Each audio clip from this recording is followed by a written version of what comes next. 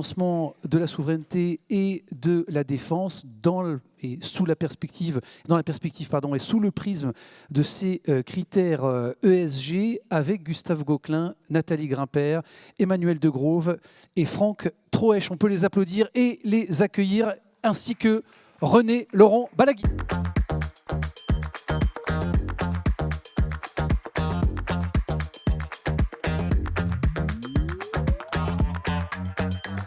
Voilà, on va se saluer, c'est l'occasion, et vous le savez que Ride, c'est évidemment aussi des rencontres. Monsieur Gauquelin, je vais vous laisser vous installer derrière le pupitre. Vous êtes chef du service de l'information stratégique et de la sécurité économique, rattaché à la Direction générale des entreprises sous l'acronyme DGE.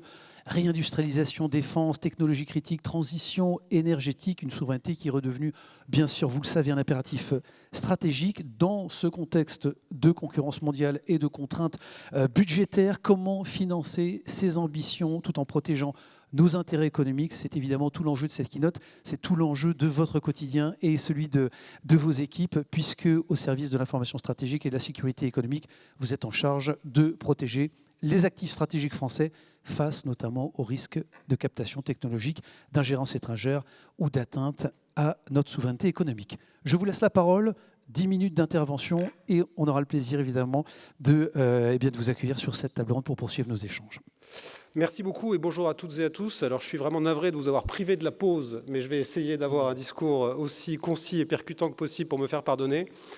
Très heureux d'être avec vous cet après-midi pour vous parler effectivement d'un sujet important qui est celui de la sécurité et de la souveraineté économique telle que nous la pratiquons quotidiennement dans le service que j'ai l'honneur de diriger, qui est le service de l'information stratégique et de la sécurité économique, logé à la Direction générale des entreprises du ministère de l'économie et des finances. Alors on va parler beaucoup dans ces quelques minutes de protection, de sécurité, mais je crois qu'il est important de commencer par rappeler que la France est une économie ouverte aux investissements internationaux, ouverte aux échanges et aux partenariats, et que cette ouverture participe aussi de notre sécurité et de notre souveraineté économique, en ce qu'elle permet la localisation ou la relocalisation d'un certain nombre d'industries sur notre territoire qui participent de chaînes de valeur critiques pour notre souveraineté nationale. Et donc, ça n'est que par exception à ce principe général que se déploie une politique publique, qui est la politique publique de sécurité économique, dont je vais dire quelques mots dans quelques instants, pour ensuite vous présenter, si vous le voulez bien, l'état de la menace tel que nous le percevons, et puis un peu nos grands axes de travail en ce moment au sein du service. Cette politique publique de sécurité économique, elle a été posée de façon assez résolue dans un décret qui date de 2019, et elle consiste à protéger les actifs stratégiques de l'économie française face aux menaces étrangères. C'est-à-dire très concrètement à détecter et à remédier toute initiative ou manœuvre d'un acteur étranger, pas nécessairement malveillant, mais dont l'activité se traduirait par une déstabilisation, une perturbation, une perte d'avantage ou une perte de contrôle d'un actif que nous considérons comme stratégique, c'est-à-dire une entreprise, une technologie ou un laboratoire de recherche qui soit participe dès aujourd'hui de chaînes de valeur critiques pour notre souveraineté nationale, donc je pense évidemment au domaine de la défense, de l'énergie, de la santé, soit nous semble représenter un avantage comparatif à moyen long terme pour notre économie. Et donc on s'efforce en la matière d'avoir une vision de la sécurité économique qui ne soit pas uniquement statique ou rétrospective, centrée sur les actifs critiques du XXe siècle, mais aussi prospective pour prendre en compte dès aujourd'hui ce qui sera critique pour notre économie dans 15, 20, 30 ans, et que nous avons dès lors intérêt à protéger dès aujourd'hui. Cette politique publique, elle a un certain nombre de caractéristiques assez fortes. C'est d'abord une politique publique qui est très interministérielle, qui est pilotée par le Secrétariat général pour la défense et la sécurité nationale, et qui associe un très grand nombre d'acteurs au sein de l'État, en ce compris évidemment les services de renseignement, notamment ceux qui opèrent sur le territoire national, et qui participent quotidiennement de la détection de ces initiatives d'acteurs étrangers. Deuxième grande caractéristique de cette politique publique, c'est une politique publique qui est éminemment territoriale. Elle repose sur un réseau de 23 délégués régionaux à l'information stratégique et à la sécurité économique, parmi lesquels nous avons la chance de compter Marc Franchet-Pechgour, que je salue ici au deuxième rang, et qui est ici à Nantes, notre représentant et votre interlocuteur au quotidien pour l'ensemble de ces questions. Troisième caractéristique, c'est une politique publique qui est très opérationnelle. Donc le quotidien du service et de ses équipes, c'est d'abord de traiter des cas concrets sur lesquels notre attention est appelée par des services de renseignement, par d'autres types de correspondants. et pour lesquels nous nous efforçons d'accompagner quotidiennement les entreprises qui sont confrontées à des difficultés. Et puis, dernière caractéristique, pour entrer ensuite un peu plus concrètement sur l'état de la menace aujourd'hui, c'est une politique publique qui, de façon croissante, est européenne, puisque la Commission européenne, depuis 2023 et a fortiori depuis une communication de décembre 2025, s'est emparée assez résolument de ce sujet de souveraineté et de sécurité économique, avec un certain nombre d'initiatives nouvelles qui passent à la fois par un usage plus résolu d'instruments existants, d'instruments de défense commerciale notamment, ou de sécurité d'approvisionnement, mais aussi par l'esquisse d'instruments nouveaux qui pourraient être mis en place pour qu'à l'échelle européenne, le continent se protège davantage de ces ingérences étrangères qui peuvent menacer notre souveraineté et notre sécurité. Voilà très rapidement sur le cadre institutionnel, et je pourrais évidemment revenir là-dessus si on a l'occasion d'avoir quelques temps de questions ou alors à l'issue de la présentation. Deuxième partie, pour entrer un peu plus dans le concret sur l'état de la menace. À quelle situation sommes-nous confrontés aujourd'hui dans un contexte géopolitique qui, comme vous le savez, se durcit ? Le constat que nous dressons au sein du service, c'est que les alertes de sécurité économique, donc les dossiers concrets que nous sommes amenés à traiter, par rapport au passé, sont à la fois plus nombreux, plus étendus, plus divers dans leurs origines et surtout beaucoup plus variés dans leurs modes opératoires. Plus nombreux d'abord, puisque nous avons enregistré et caractérisé en 2025 environ 750 alertes de sécurité économique, donc 750 dossiers concrets sur lesquels nous avons été amenés à intervenir, ce qui est un chiffre relativement stable par rapport à 2024, mais qui est surtout 3 fois plus important qu'il y a 5 ans. 3 fois plus important, à la fois parce que, comme je viens de le dire, le contexte géopolitique s'est durci, mais aussi parce que nous avons amélioré collectivement, en interministériel et avec l'aide de l'ensemble de nos partenaires du secteur privé, notre dispositif de détection. Ces alertes, en plus d'être plus nombreuses, elles sont plus étendues. Elles touchent des entreprises de toute taille, de secteurs très variés et répartis sur l'ensemble du territoire national. Je crois qu'il est très important d'insister sur cet élément. En ce qui concerne la BITD, donc la base industrielle et technologique de défense, 80% des alertes que nous sommes amenés à traiter concernent des PME et des ETI. En 2025, plus de 50% des dossiers que nous avons traités se déroulaient en dehors du territoire francilien. Et donc, il faut absolument que cette prise de conscience sur les enjeux de souveraineté et de sécurité économique dépasse le cadre beaucoup trop étroit de quelques grands groupes franciliens pour vraiment diffuser cette culture de sécurité économique dans l'ensemble du tissu industriel national, parce que c'est l'ensemble du tissu industriel national qui aujourd'hui peut être concerné par ce sujet. Troisième élément, ces alertes de sécurité économique, elles sont plus diverses que par le passé dans leurs origines. Alors on retrouve évidemment à l'origine des dossiers que nous traitons quelques grands compétiteurs stratégiques que je n'ai pas besoin de citer. Mais ce qu'on constate, c'est que d'année en année, la liste des pays d'origine de ces sujets s'allonge, se diversifie et nous amène à exercer une vigilance qui est désormais tous azimuts et qui concerne aussi des pays qui sont militairement nos alliés ou parfois géographiquement nos voisins. Et puis, dernier élément, sans doute le plus important, ces alertes, elles sont de plus en plus variées dans leurs modes opératoires. Et on s'est beaucoup concentré historiquement sur les questions capitalistiques, sur les questions de rachat d'entreprises françaises par des compétiteurs ou par des puissances étrangères. Mais force est de constater aujourd'hui que la menace est beaucoup plus diffuse, inclut des sujets de nature juridique, instrumentalisation ou arsenalisation du droit, comme on le dit parfois, en ce compris d'ailleurs l'influence normative qui peut parfois, par le jeu de la normalisation technique, challenger nos propres entreprises sur leur marché à l'export comme sur leur marché domestique. Des menaces qui sont de plus en plus de nature réputationnelle, avec des impacts parfois très lourds sur les entreprises, que ce soit elles-mêmes qui soient visées ou parfois leurs dirigeants.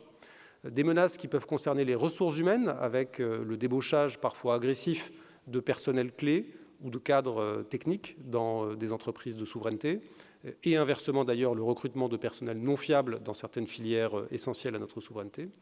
Des menaces qui peuvent concerner aussi le développement de partenariats à l'international qui peuvent être insuffisamment encadrés et qui peuvent être aussi facteurs de risque à la faveur de projets d'exportation ou d'investissement à l'étranger. Et donc, s'il y avait un seul message que je devais passer cet après-midi auprès de vous, c'est de dire que la menace ne se limite pas au risque de rachat par un compétiteur ou par une puissance étrangère. Elle est aujourd'hui beaucoup plus diffuse.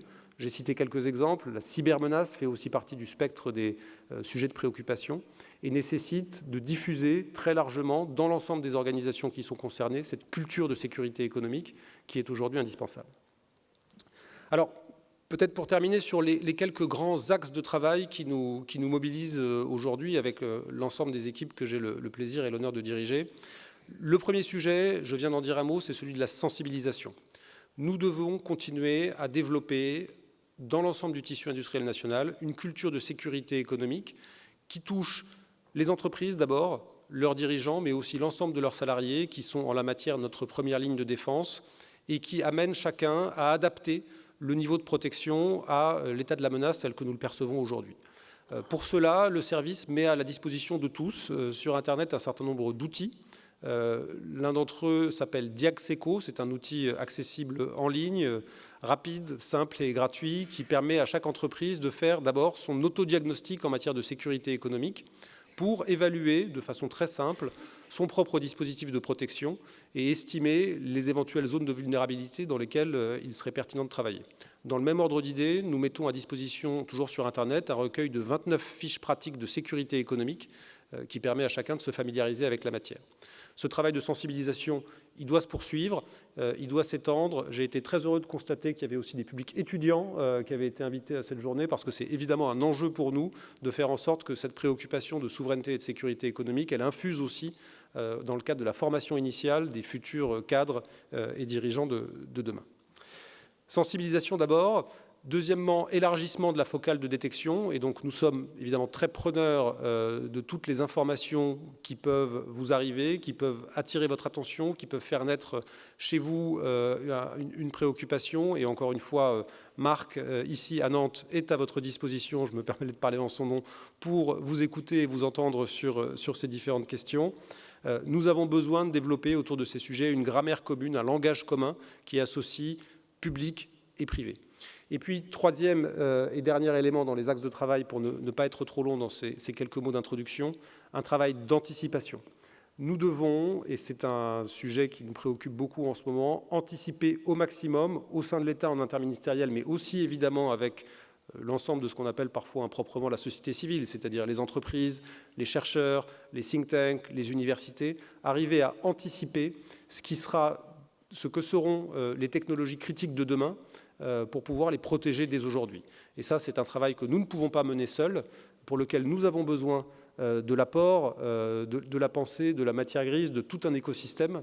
Et donc, je suis très heureux de terminer sur ce propos en appelant à un travail collectif et rejoindre ainsi la table ronde pour qu'on puisse en parler, parce qu'on a vraiment besoin de cette expertise collective pour pouvoir adapter en permanence notre dispositif de sécurité économique à l'état de la menace. Voilà, je vous remercie. Gustave Gauquelin, chef du service de l'information, bien sûr, stratégique de la sécurité économique, rattaché à la direction générale des entreprises. Merci beaucoup, monsieur Gauquelin, pour cet exposé, pour votre concision aussi, votre concours dans la bonne gestion du timing, mais surtout, évidemment, pour votre exposé, ces points notamment. Je voudrais qu'on revienne avec vous très rapidement avant de présenter nos grands témoins, bien sûr, également, qui ont rejoint ce panel et qui ont assisté à votre présentation.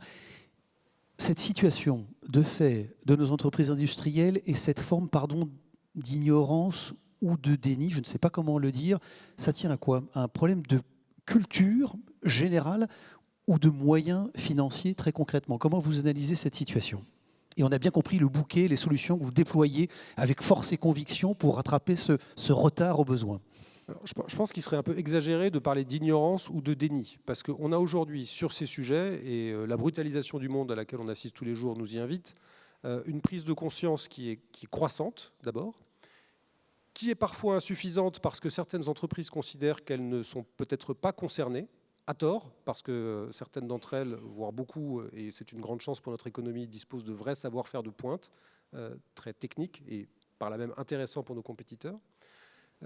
Mais cette prise de conscience, elle reste encore très hétérogène. Et c'est là où la chaîne de sécurité, évidemment, n'est jamais aussi forte que son maillon le plus faible, et que nous avons besoin peut-être de faire monter l'ensemble du niveau de prise de conscience pour essayer de remédier à cette hétérogénéité dans la prise de conscience des menaces. Merci évidemment pour ce premier mot. Emmanuelle de Grove, bonjour. Vous êtes directrice générale de la Banque Populaire Grand Ouest. Merci beaucoup d'avoir accepté notre invitation, d'être présente avec nous cet après-midi. René Laurent Balagui, bonjour. Merci beaucoup. Vous êtes conseiller de direction à la Banque Européenne d'Investissement.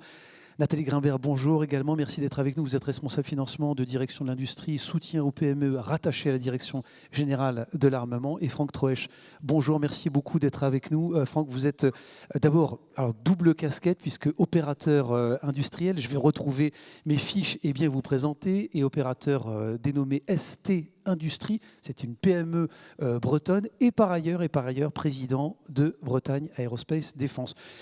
J'aime beaucoup votre profil parce que vous assumerez ces deux casquettes pour parler à la fois évidemment de votre position d'opérateur et de représentant de la filière. Nathalie Grimbert, je voudrais qu'on commence quand même avec vous. Un mot de réaction aux propos. Alors l'idée, c'est évidemment pas non plus de faire une synthèse complète de ce qu'a évoqué évidemment Gustave Gauquelin. Qu'est-ce que vous avez envie de retenir de son intervention et notamment de ce dernier point, de cette situation très hétérogène qui est la vision de la DGA là-dessus, sur le risque encouru pour nos industries, risque notamment cyber et cybersécurité? Oui, alors merci beaucoup, merci pour l'invitation. Donc moi, je vais vous parler d'un ensemble d'entreprises auxquelles on a fait référence tout à l'heure, qui sont ces cohortes, donc qui constituent la base industrielle et technologique de défense, et plutôt la partie PME, TI et start-up qui constituent cet écosystème et ce tissu économique. Donc nous, effectivement, au sein de la direction de l'industrie de défense, de la direction générale de l'armement, on a une mission de soutien et de protection de ces entreprises. L'enjeu étant que on a tous intérêt à ce qu'elles soient extrêmement résilientes parce que ce sont les entreprises qui conçoivent, qui produisent et qui soutiennent les différents systèmes d'armes sur lesquels on compte pour assurer la défense de notre territoire et de notre pays. Donc effectivement, un certain nombre de menaces, et je pense qu'on va parler plus précisément dans cette table ronde des menaces de nature financière et effectivement de tout ce qu'on peut mettre en œuvre pour que d'une part ces sociétés aient les moyens de leur développement, donc elles puissent réaliser leur activité comme on le leur demande dans le cadre de la loi de programmation militaire et des commandes qui sont passées tout en haut au niveau des États, l'État français, mais aussi les autres États, et qui ensuite redescendent et percolent dans les chaînes de sous-traitance jusqu'aux différents maillons de ces chaînes. Donc, s'assurer qu'il n'y ait pas de frein à leur accès à des solutions de financement, je vais y revenir dans un instant, et puis effectivement qu'on puisse capter, identifier et proposer des solutions de remédiation aux menaces avérées, et donc on travaille de manière très rapprochée avec les équipes du SUC pour pouvoir, quand il y a un sujet, proposer des solutions et éventuellement des alternatives. Franck Troesch, vous vous sentez particulièrement concerné justement par la désignation de ces entreprises qui ne sont pas suffisamment matures, je ne sais pas comment le dire, en tout cas au rendez-vous et à niveau de ces sujets de sécurité? Oui, merci déjà pour l'invitation. Particulièrement touché puisque l'entreprise ST Industrie, on est une entreprise de mécanique qui a grandi, qui aujourd'hui a une centaine de collaborateurs, mais on a vécu le fait d'avoir le regroupement initial de nos TPE, donc des ateliers de 8-10 personnes. On est 115 aujourd'hui, mais le chemin, faut savoir s'en souvenir. Et aujourd'hui, plus facilement, je pense, sur la partie financement, l'accès, on va dire, s'est débridé. On en parlait tout à l'heure, mais paradoxalement, les entreprises de petite taille vont pas forcément avoir facilité à en parler, facilité à voir leur conseiller bancaire autrement qu'une fois par an lors de la présentation du bilan. Et je pense que des journées comme aujourd'hui permettent de resserrer l'écosystème et c'est le moment aussi de passer les messages de passons du temps avec notre écosystème, nos partenaires bancaires pour bien faire savoir quelles sont les actualités du moment dans nos entreprises pour être réactifs au moment où vous allez appeler les commandes et qu'on n'ait pas de sujet en fait avec nos banques, qu'on ait au préalable préparé les enveloppes de financement, identifier les projets et qu'on puisse dégainer au moment où vous allez l'attendre. Bon, ces sujets qui doivent être traités collectivement, celui de la sécurité et des financements, effectivement, pour cette table ronde consacrée à la question de ce financement de la souveraineté qui est ou qui serait, ou qui doit être ESG compatible. La Banque européenne, justement, d'investissement, premier mot peut-être sur cette question du financement pour le conseil de la direction rattaché à la BEI, une BEI qui a longtemps été perçue comme réticente à financer ces sujets, ces activités liées à la défense. Est-ce qu'aujourd'hui, vous allez nous dire, ce 9 juin 2026, que les lignes ont bougé et comment, justement, la banque va redéfinir son rôle face aux nouveaux enjeux de souveraineté et de sécurité de l'Union européenne? Bien, merci beaucoup. Merci beaucoup de cette question. Merci de m'avoir invité. Effectivement, j'ai un peu l'impression d'avoir la lourde tâche de représenter, d'incarner l'Europe. C'est toujours à la fois un plaisir et un challenge. Mais je vais essayer d'y répondre, bien sûr. Effectivement, vous avez raison. On a changé de braquet, on a changé de stratégie, on a changé de politique. On s'est mis tout simplement à faire de la défense de sécurité, ce qu'on ne faisait pas avant. On a changé ce qu'on appelle en langage technique chez nous les critères d'éligibilité. Avant, il fallait qu'il y ait un usage dual des investissements concernés pour pouvoir, à la fois civil et militaire, pour pouvoir financer. Aujourd'hui, on a complètement changé cette stratégie, ces critères, et on peut financer les projets qui sont du domaine militaire directement. Les chiffres sont là. 1 milliard en 2024, 4 milliards en 2025. Donc on est sur un changement d'échelle et ça va continuer. Et on est toujours sur cette tendance. Pour moi qui ai la chance d'être chargé d'affaires, alors malheureusement pas en Pays de Loire, mais principalement en région Provence-Alpes-Côte d'Azur, je peux vous parler par exemple de ce qu'on a fait concrètement en région Sud, en région Provence-Alpes-Côte d'Azur, et qui m'apparaît intéressant pour répondre justement à cet impératif et montrer comment, au-delà des financements, c'est aussi une question d'ingénierie administrative et publique. Parce que ce qu'on a fait avec la région Sud, c'est un partenariat défense-sécurité qui prend la forme d'une opération d'intérêt régional par laquelle, en fait, on recense au niveau de la région les projets défense-sécurité qui auraient besoin d'être financés. Nous regardons de près ces projets et nous regardons ce que nous pouvons faire pour les financer. Voilà, c'est un exemple. Il y a d'autres dimensions. On est aussi en appui, bien sûr, sur un plan plus analytique, sur le plan du montage, justement, de ces projets, etc. Mais c'est une initiative qui est tout à fait intéressante. Donc, il y a vraiment une montée en puissance tout à fait réelle. Il faut savoir que la Banque européenne d'investissement, c'est quand même 100 milliards de prêts par an. Donc on est sur une échelle, donc on a encore du potentiel, 4 milliards seulement, 5% uniquement dans 4% à peu près dans la défense et la sécurité, on a de la marge, mais on y va et on a bien conscience parce qu'il faut répondre à cet impératif européen, malheureusement pourrait-on dire, mais on est là pour y répondre et c'est bien pour ça qu'on est là, parce qu'on est le bras armé de l'Union européenne et qu'on entend bien le rester. Voilà, intéressant évidemment dans cette table ronde parce que deux visions d'ailleurs qui doivent se conjuguer complémentaires d'une banque au niveau européen et d'une banque de territoire. Merci encore Emmanuelle de Grove d'être présente avec nous. Est-ce que pendant plusieurs années, certaines banques ont pu hésiter, c'est peut-être un constat aussi, au même titre que la Banque européenne d'investissement, à accompagner des entreprises liées à la défense? Est-ce qu'aujourd'hui, vous allez nous dire finalement ça c'est derrière nous parce qu'aujourd'hui, les critères de souveraineté constituent désormais un axe pleinement assumé des politiques ESG bancaires. Ça, c'est une certitude? Ça, je dis oui. Merci de l'invitation. Absolument. Effectivement, pendant quelques années, il y a encore quelques années, au fond, les sujets de défense s'opposaient aux sujets d'ESG. Et il y a eu quelques ambiguïtés, objectivement, dans la déclinaison des politiques d'octroi de crédit dans les banques. Ce sujet est complètement derrière nous. Et pour être très concret, dans la politique ESG de la Banque populaire, le premier paragraphe est consacré au sujet de la souveraineté, en indiquant très concrètement que la banque accompagne les projets permettant la souveraineté française et européenne. Donc c'est très explicite et ça a permis probablement aussi de lever quelques doutes, quelques ambiguïtés qui avaient cours il y a encore 4 ou 5 ans. Ces critères ESG, très concrètement, qu'est-ce que ça veut dire quand on entend ESG, les acronymes, environnement évidemment sociétal, gouvernance, mais concrètement, comment ça se traduit et comment ça se traduit en performance derrière? On peut faire le lien, la corrélation aujourd'hui entre extra-financier, financier, performance de nos acteurs industriels? Oui, alors cet après-midi, on a entendu que les sujets RSE, ESG étaient peut-être, ou impact, on en entendait moins parler. Moi, je pense qu'il y a quand même une grande tendance de fond. Et j'ai envie de dire, il y a les 3 critères et un certain nombre d'entreprises, notamment d'ailleurs les entreprises familiales, avancent plus ou moins rapidement, mais avance.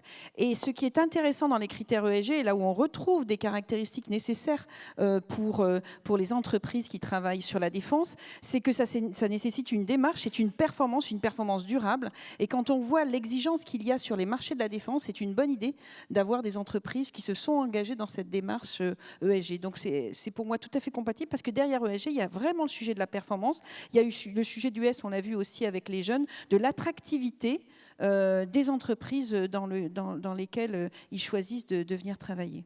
Nathalie Grimbert, peut-être est dans le sillage de ce qu'on vient d'évoquer. Est-ce qu'aujourd'hui, il faut expliquer à un investisseur soucieux de critères ESG finalement que financer, d'accompagner le développement d'une entreprise de défense peut aussi contribuer à une forme évidemment d'objectif de stabilité, de sécurité et de résilience de nos démocraties? Est-ce qu'il faut encore faire de la pédagogie dans ce sens-là? Alors, c'est un message qui a été passé. Je pense qu'on a passé 2 niveaux de message. Le premier, effectivement, vous avez raison de le souligner, on a beaucoup avancé sur ce volet-là. C'était un message de pleine compatibilité, c'est-à-dire que le financement de la défense et le financement de projets qui sont socialement responsables et qui permettent d'assurer un avenir durable, ça n'est pas incompatible. Et je pense qu'on va un petit peu au-delà aujourd'hui en se disant que la défense est un prérequis pour assurer un développement durable de nos sociétés. Et d'ailleurs, c'est ce qui a été rappelé par la Commission européenne dans une notice qui accompagnait un texte, donc l'Omnibus Défense qui a été publié il y a maintenant quasiment 1 an, qui rappelait qu'effectivement, la défense était responsable de l'ensemble du cadre de la finance durable qui était prévu au niveau de la réglementation européenne, et que, et alors je vais vous donner les citations exactes, que ce cadre n'imposait aucune limitation au financement du secteur de la défense et que l'industrie de la défense améliorait la durabilité eu égard à sa contribution à la résilience, à la sécurité et à la paix.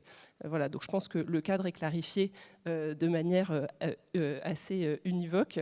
Et puis, effectivement, enfin, nous, on s'inscrit pleinement là-dedans et c'est le message qu'on a passé, qu'on continue à passer, et on a été tout à fait satisfait de voir que non seulement la BEI avait fait évoluer ses critères d'éligibilité de manière assez drastique. Enfin, je pense que c'est quasiment un choc culturel pour une institution comme la vôtre, et puis que l'ensemble des banques commerciales françaises avaient aussi revu leur politique sectorielle, leur charte RSE et leur doctrine d'intervention. Bon, le cadre est clair. Franck Troesch, est-ce que vous avez, vous, des témoignages, d'abord en tant qu'opérateur et représentant de filière, de certains acteurs qui hésitent encore à afficher évidemment leur exposition au secteur de la défense auprès de leurs partenaires financiers? Est-ce que cette situation vous semble paradoxale, d'ailleurs, au regard des enjeux de souveraineté affichés par les pouvoirs publics d'un côté, et puis de l'autre, des organisations qui peinent encore à assumer cet engagement? Alors, les entreprises affichaient aujourd'hui leur activité dans la défense moins aujourd'hui qu'hier. Je pense que ce n'est plus un sujet. Ça a été dit avec les évolutions en termes de critères au niveau bancaire. Maintenant, ESG et souveraineté, on peut pas les opposer. Ce qu'il faut, c'est, je pense, continuer à accompagner le tissu de TPE-PME. Ça a été évoqué tout à l'heure, il n'y a pas que les grosses locomotives, il y a tous les gens de l'ombre derrière qui ont besoin, qui vont peut-être pas avoir le niveau de maturité pour démarrer leur transition, leur audit ESG, qui vont peut-être pas avoir les compétences en interne. Et à ça, moi, il y a un appel pour les TPE-PME, c'est accélérons les accompagnements, même des accompagnements flash pour sensibiliser, que ça soit sur la cyber, parce qu'on n'en a pas parlé beaucoup toute la journée, mais sur la cyber et la RSE. Les entreprises sont confrontées à de multiples sujets. On doit dégager assez de marge pour financer nos investissements de renouvellement, notre innovation, notre cyber et aussi notre RSE. Et je pense qu'aujourd'hui, les partenaires financiers prennent la totalité de ces facettes. Par contre, le chef d'entreprise, il est capable de tout. La PME, par définition, est agile. Poussons pas le bouchon un peu trop loin. Aidons-les sur les thématiques sur lesquelles elles sont peut-être pas forcément immédiatement prêtes. Aidons-les avec des diagues rapides pour les accompagner. Bon, la PME est agile, Gustave Gauquelin. Les grands groupes, eux, disposent de ressources financières importantes. Est-ce qu'on n'a pas des critères ESG qui risquent de créer des situations de décrochage pour les plus petits acteurs? Quel regard et quelle attention vous pouvez porter justement à ces sujets, et notamment de ces petites et moyennes entreprises qui font partie des maillons stratégiques, on l'a évoqué ce matin ensemble, dans la souveraineté, dans ces questions de défense et de défense industrielle? J'espère que non. Alors j'entends avec beaucoup de satisfaction de voir une belle unanimité autour du financement des PME et des ETI de la défense. Je pense que c'est absolument essentiel. Si on ne le fait pas, évidemment, on court des risques importants. On court des risques sur notre capacité d'abord à produire, à monter en cadence. C'est des sujets assez classiques de besoins en fonds de roulement, mais qui sont effectivement essentiels quand on parle de monter en production. On court un risque, si on n'y arrive pas, d'incapacité à investir, et investir pour innover et pour préparer les productions de demain. Et on a besoin effectivement d'un tissu de PME innovante qui soit capable de développer l'ensemble de notre appareil en l'espèce de défense à moyen long terme. On court un risque, si on n'y arrive pas, sur l'autonomie décisionnelle de ces entreprises, parce que la détention du capital, c'est aussi la capacité à peser à moyen long terme sur le destin de ces entreprises. Et donc, on est évidemment très vigilant sur la détention.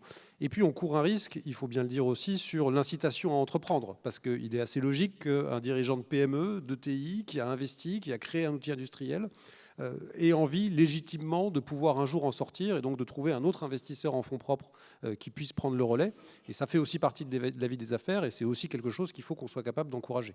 Donc pour l'ensemble de ces raisons, je crois qu'on a vraiment besoin de continuer à renforcer ce financement des PME et des ETI dans la défense, que ce soit encore une fois en dette ou en fonds propres. Nathalie Grimbert, attention particulière évidemment à ces acteurs peut-être plus fragiles financièrement, structurellement, dans les fonctions support sur ces sujets d'accompagnement et de financement, évolution peut-être de ces critères ESG au besoin. En tout cas, attention particulière pour ces plus petits acteurs industriels. Là. Oui, alors nous, effectivement, dans nos travaux, les ministres avaient appelé à une clarification donc de la pleine compatibilité entre l'ESG et la défense, et puis avait appelé en fait à la mobilisation de la place financière, alors française mais aussi européenne, en dette et en fonds propres. Vous avez raison de le rappeler. Parce que ce qu'on recherche, c'est qu'il y ait une solution de financement adaptée à l'ensemble des besoins, à l'ensemble des typologies et des tailles d'entreprise. Et donc effectivement, notre BITD, elle est constituée d'un très grand nombre d'entités, on dénombre 4500 sociétés. Ce sont donc pour la grande majorité d'entre elles des PME, voire des très petites entreprises. Et donc l'enjeu, c'est qu'on puisse avoir des acteurs financiers qui soient en capacité de se mobiliser, y compris sur des plus petits tickets, des plus petites tailles d'entreprise, des plus petits bilans. Alors les banques le font très bien, les banques ont un maillage territorial qui leur permet d'adresser toute la gamme et toute la typologie des acteurs. On est vigilant à ce que du côté du capital investissement, donc des apporteurs de fonds propres, ce soit le cas également. Et on salue d'ailleurs un certain nombre d'initiatives qui sont portées aussi au niveau des régions, donc dans les territoires, parce qu'on pense que effectivement il y a les acteurs nationaux qui sont en capacité d'accompagner les grosses levées, les gros tickets, et puis qui sont capables d'assurer le suivi de portefeuille de ces acteurs, enfin de ce type de participation-là. Il faut aussi qu'on puisse avoir des réponses à apporter aux acteurs qui ont besoin de quelques millions pour venir renforcer leur structure capitalistique. Et on l'a bien compris, évidemment, les mots et l'expression de Franck Torèche, évidemment, de cette requête à l'instant. Réponse dans quelques instants aussi d'Emmanuel De Groof pour la Banque des Territoires et cette notion de proximité juste avant, au niveau européen. Quelles sont les réponses très concrètes ? Le bouquet d'offres, il ne faut pas évidemment en faire une présentation complète, mais peut-être quelques exemples de solutions très concrètes, de véhicules financiers que vous avez pour apporter des réponses à ces PME, ces ETI, de la défense, de l'aéronautique et des sujets évidemment stratégiques et critiques, de technologies critiques. Oui, je reviendrai juste un tout petit peu en arrière parce qu'il me semble important de rappeler que ce qui est intéressant avec la BEI, c'est qu'on a quand même dans notre ADN, justement, en tant que Banque européenne du climat et que banque aussi de la cohésion économique et sociale en Europe, c'est dans notre ADN, l'ESG, la dimension RSE. Et en même temps, on investit, on le voit bien, le champ de la souveraineté, le champ de la défense, de la sécurité en particulier. Il me semble que justement, au lieu, bien loin de les opposer, il faut les combiner et les mettre ensemble, ces deux dimensions, parce qu'elles sont tout simplement créatrices de valeur. Et je peux vous donner deux exemples précis sur lesquels moi-même j'ai travaillé. Alors, il y a des questions de confidentialité sur lesquelles je ne peux pas vous donner des exemples des détails trop précis. Mais nous sommes, par exemple, en ce moment en train de travailler sur une friche industrielle qui pourrait être utilisée pour développer les capacités d'un gros producteur militaire actuel. Voilà. On a aussi un projet dans le domaine militaire également, de la sécurité, un projet qui vise à complètement réhabiliter tout un ensemble de bâtiments, mais on en profite en même temps pour développer tout un nouveau quartier et changer complètement l'organisation de la ville concernée, et donc d'intégrer la dimension cohésion économique et sociale en même temps qu'on traite la question de la souveraineté. Et ça me semble être un champ extrêmement intéressant. Comme sur celui des friches industrielles, on montre que les deux sont combinables et que bien loin d'être opposées, elles sont mutuellement enrichissantes et créatrices de valeur. Quant aux outils, effectivement, qu'on peut mettre en place, on en a un certain nombre. Je voudrais rappeler aussi quand même, peut-être au passage, que le contexte européen a complètement changé, et très récemment. Pas plus tard que le 3 juin de cette année, il y a donc quelques jours, la Commission européenne a lancé une grande initiative qui s'appelle le Paquet européen pour la souveraineté technologique, qui apporte aujourd'hui un éclairage nouveau sur ces questions et qui nous donne à nous une obligation d'intégrer de fait cette dimension d'une façon bien plus importante. Ce que j'ai vu aussi sur le terrain, c'est que justement sur cette question-là, les solutions, elles existent. Je vais venir aux moyens parce que je pense que votre question est importante, mais juste parce que je voudrais vous porter le témoignage de ce que j'ai vu la semaine dernière à Marseille. J'ai vu le Grand Port de Marseille, à qui j'ai posé la question, qui utilise ce qu'on appelle des onduleurs. Pour les spécialistes, je pense que ça parle, les inverters en anglais, qui sont des outils qui sont très utilisés dans la production électrique en particulier. Et je leur ai posé la question parce qu'aujourd'hui, il y a une directive européenne qui nous impose de ne plus avoir recours à des onduleurs et des inverteurs qui viennent de Chine notamment. Bon, mais nous, on doit intégrer cette dimension-là. Comment ? Et je leur ai posé la question. Ils m'ont dit, écoutez, nous, par exemple, on a fait que du Schneider électrique. On a utilisé que des matériaux européens. Donc là, la question, elle est plutôt celle de la capacité industrielle de l'Europe. Et c'est sur cette question-là qu'il faut se mobiliser. De la même façon, ils m'ont démontré que techniquement, il existait des moyens de couper les clouds et de faire en sorte qu'on n'ait pas le problème de risque de contrôle par un tiers, et un tiers mal intentionné ou étranger, bien sûr. Quant aux moyens, effectivement, ils existent chez nous, ils sont extrêmement importants en masse. On a différents types de produits qui permettent, y compris de financer des PME par l'intermédiaire de banques comme la Banque Populaire, effectivement, comme des grandes banques commerciales. On fait ce qu'on appelle des prêts globaux qui sont ensuite... Voilà. On a aussi la possibilité, aujourd'hui, on est même en train d'envisager des prêts souverains à la République française. Pensez par exemple, ça c'est aussi un changement complètement paradigmatique. Tous les pays européens, enfin beaucoup de pays européens le font et on est en train de l'envisager. Donc on peut descendre à tout. On prête aussi en capital par l'intermédiaire du Fonds européen d'investissement. Et puis je terminerai tout à fait par aussi tous les moyens en termes d'assistance technique qu'on peut mettre en œuvre sur tous les projets pour faciliter l'ingénierie, pour favoriser la maturation des projets et pour permettre qu'ils soient financés effectivement au final par nous ou par d'autres, parce que c'est l'intérêt. Voilà. Engagement évidemment qui doit se conjuguer au niveau européen, au niveau des territoires. Emmanuelle Dugros, vous êtes représentante et digne représentante d'une banque de territoire. Ces critères ESG, c'est peut-être d'abord une notion de proximité et avant tout une notion de proximité dans l'accompagnement justement des acteurs que vous connaissez bien, que vous connaissez très très bien avec cette notion de proximité justement de ces industries. Alors effectivement, nous, notre rôle en proximité, il est assez complémentaire finalement avec le vôtre. Alors il y a plusieurs dimensions finalement. Il y a le sujet de la souveraineté qui concerne finalement toutes les entreprises et qui finalement d'une entreprise à l'autre va être un peu différent ce sujet-là. Mais j'ai envie de dire c'est un paramètre supplémentaire pour les dirigeants d'entreprise de se poser la question, telle que celle que vous posez concernant les onduleurs. Est-ce que moi, dans mon process, je suis dépendant à un moment donné d'une technologie qui fait que ça pourrait s'arrêter du jour au lendemain? Et là, objectivement, dans le quotidien de l'actualité, on voit ce qui se passe quand ça s'arrête. Donc pour nous, ces sujets de souveraineté qui concernent l'ensemble des entreprises eh bien, nous intéressent tout simplement parce que ça signifie derrière des risques identifiés, des investissements également pour réussir à maîtriser ces risques-là. Et les investissements, pour nous, c'est l'occasion de partager des projets et des investissements avec nos clients. Donc on a un rôle extrêmement important, et vous l'avez dit aussi, de proximité pour bien comprendre ce qui conduit les dirigeants d'entreprise à faire tel ou tel investissement. Ça veut dire quoi, Emmanuel Groff? Que justement sur ces besoins, sur ces cycles longs, sur ces besoins justement d'accompagnement de trésorerie, comment est-ce que vous êtes aux côtés, au quotidien quasiment, de ces acteurs industriels sur les territoires pour les accompagner justement, plutôt que d'éviter ces phases de risque, ou en tout cas de les aider à mieux vivre ces phases de risque au besoin? Alors effectivement, plus spécifiquement sur les cycles longs, je parlerai peut-être des entreprises, des PME qui travaillent dans la défense, où il y a, ce sont des PME comme les autres évidemment, mais où il y a un certain nombre de spécificités qu'on a aujourd'hui intégrées. Alors pour vous dire, dans un premier temps, nous, Banque Populaire Grand Ouest, c'est près de 40% des acteurs de la BITD qui sont clients. Déjà. Donc on a déjà de longue date eu ces sujets à traiter de cycle long. Alors pour être extrêmement concrète, je suis absolument d'accord avec vous sur le fait que pour réussir à accompagner les entreprises, qu'elles soient très petites ou moyennes, il faut que nous arrivions à traiter l'intégralité des sujets. Et les sujets, ils sont extrêmement concrets. Il y a d'abord les sujets, vous en avez parlé, du besoin en fonds de roulement. Et le besoin en fonds de roulement, effectivement, il y a une part de spécificité pour les entreprises de la BITD, mais pas que, également pour toutes celles qui travaillent avec le ministère des Armées, avec les grands donneurs d'ordre, où finalement, ces sujets de besoin en fonds de roulement sont les mêmes. Qu'elles soient plus ou moins stratégiques. Donc ça, ces points-là, on les traite naturellement avec nos clients au cas le cas.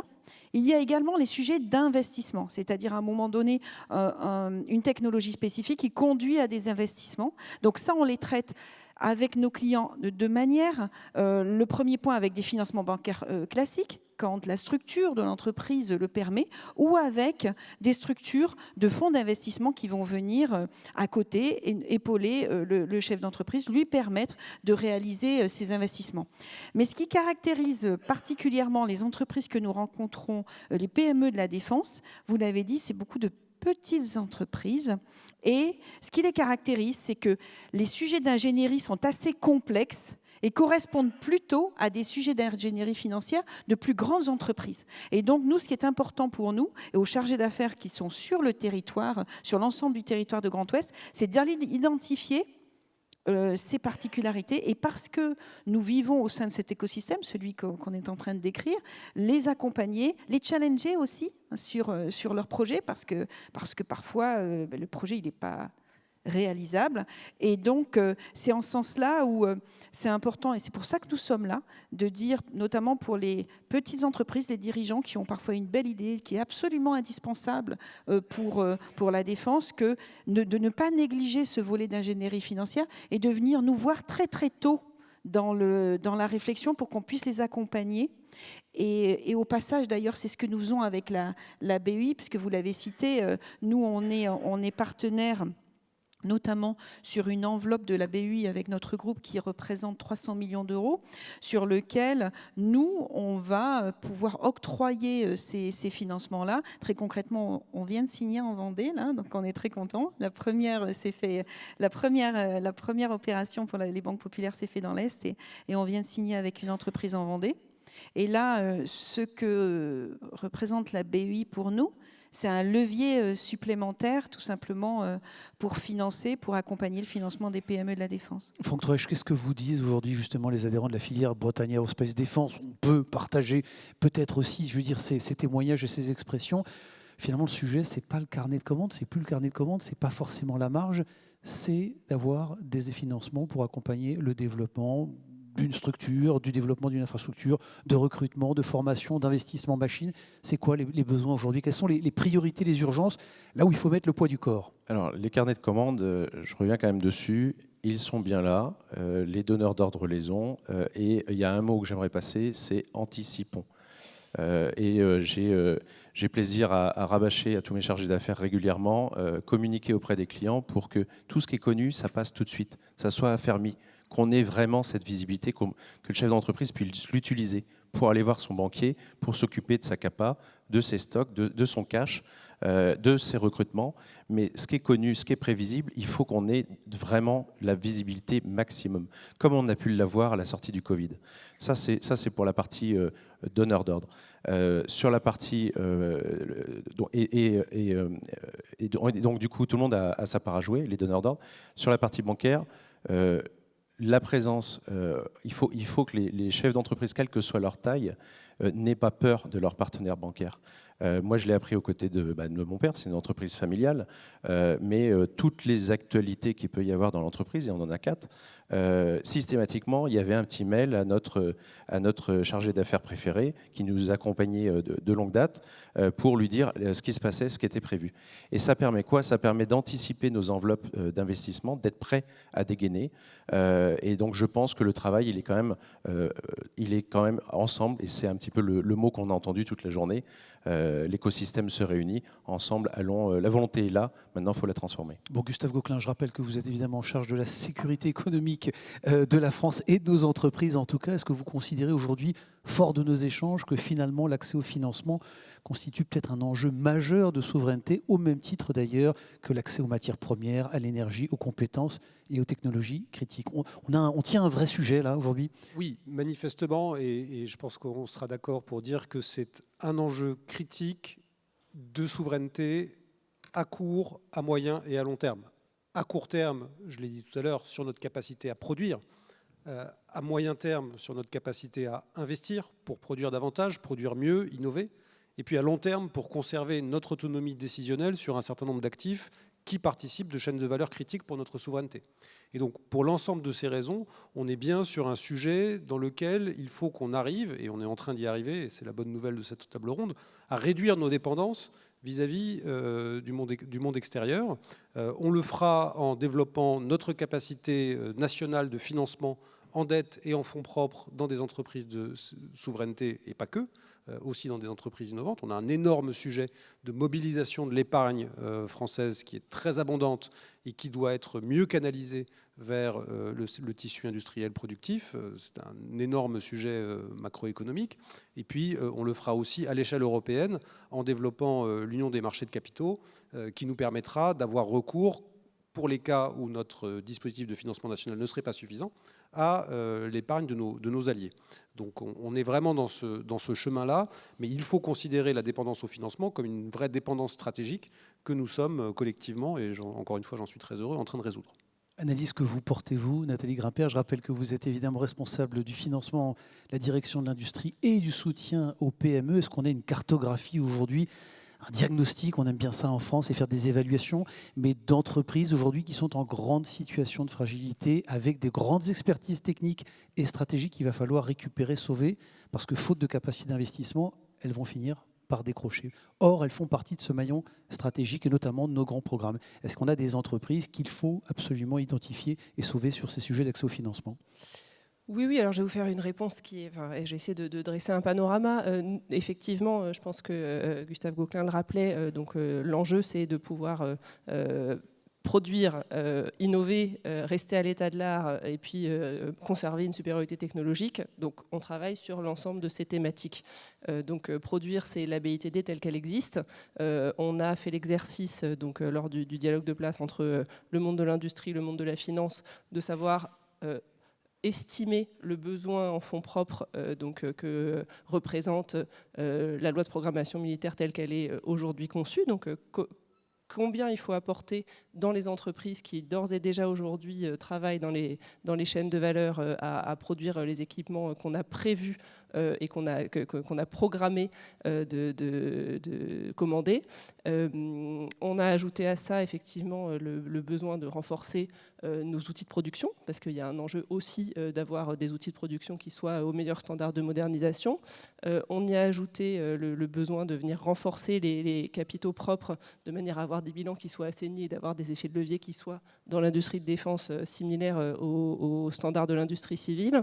Et on y a intégré, et c'est une dimension qui est importante et qu'on n'a pas trop encore abordée, les perspectives de marché en croissance aussi chez nos voisins européens, chez nos alliés, qui sont une opportunité, qui représentent une opportunité d'exportation pour les PME de la BITD française, qui structurellement ne fonctionne que si elle a des applications duales, donc des applications militaires et des applications civiles, et que si elle permet de répondre à la commande nationale, mais aussi à la commande européenne. Donc ça, c'était l'estimation telle qu'on l'a construite. Effectivement, on voit une forte mobilisation des différents acteurs, les banques, les fonds d'investissement. Il y en a une vingtaine qui se sont créés aujourd'hui, spécialisés sur la thématique défense ou plus largement souveraineté. Donc on voit une mobilisation des acteurs. Reste, Gustave Gauquelin le mentionnait, ce gros sujet qui est devant nous de comment est-ce qu'on finance l'innovation de rupture, et l'innovation de rupture sur les phases les plus avancées. On arrive bien, on a construit un écosystème du venture capital qui fonctionne bien aujourd'hui. Reste à pouvoir accompagner les acteurs qui émergent sur la phase d'industrialisation de leurs prototypes. Ça, c'est devant nous. Et effectivement, ce sera quelque chose qui sera probablement amené à un échelon européen, vu les montants de financement qui sont envisagés. Donc voilà, on essaye vraiment d'avoir cette approche, de se dire de quoi a-t-on besoin. Et puis effectivement, l'enjeu de la montée en cadence qui est pour partie encore devant nous.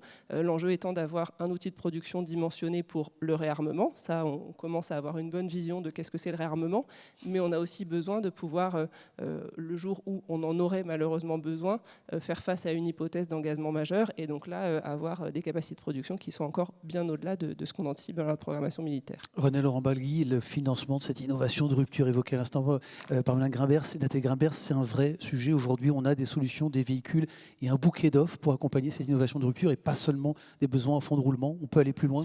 Oui, alors effectivement, mais j'en parlais déjà un petit peu tout à l'heure, effectivement, on a effectivement, avec les volumes... Alors nous, c'est vrai qu'on a des, des méthodes d'instruction en particulier.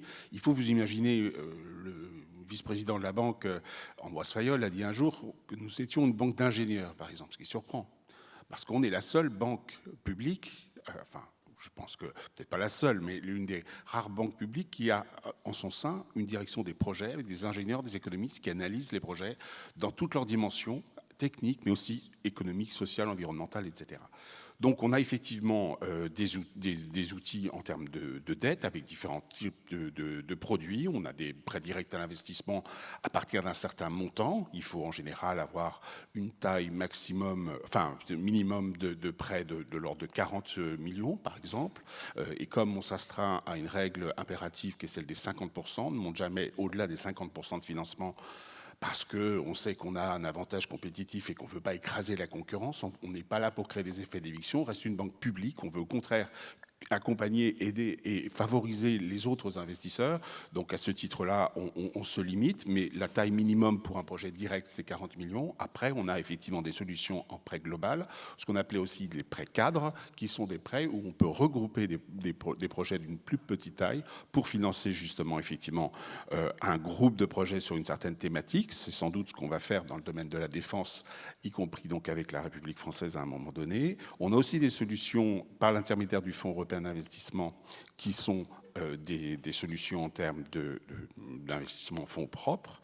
Et on a des solutions en termes de garantie aussi par rapport aux banques qui leur permettent de libérer une partie de leur capital et d'élargir leur champ de prêts potentiels.